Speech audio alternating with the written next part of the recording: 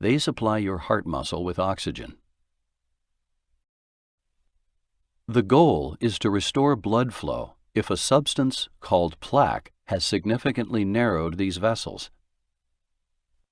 To begin the procedure, the doctor will numb the skin in your groin.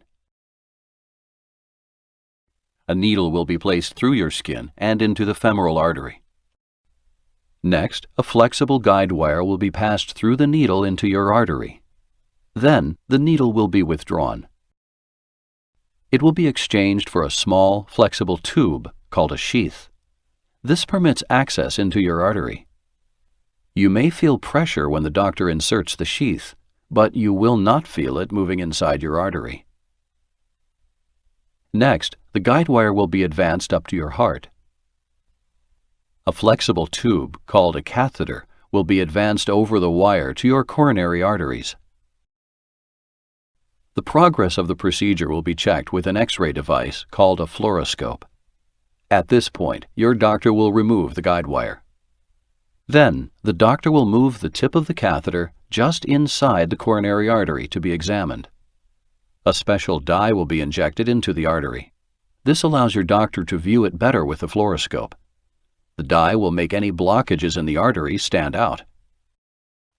If a significant blockage is found, your doctor will insert a guide wire into the artery.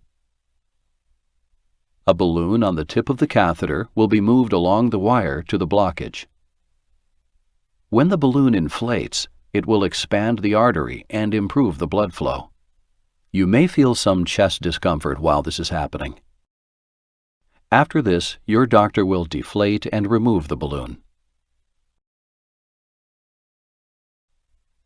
A wire mesh tube, called a stent, may be placed in the treated area. The stent helps keep the coronary artery open. Your doctor will choose the proper size stent, which is compressed over a balloon. The stent will be moved into the artery over the same guide wire. When the balloon is inflated, the stent will expand and lock into place. After the balloon catheter is taken out, the stent will stay in place to hold the artery open. At the end of the procedure, the guide wire will be removed. To find out more about coronary artery angioplasty, talk to your healthcare provider.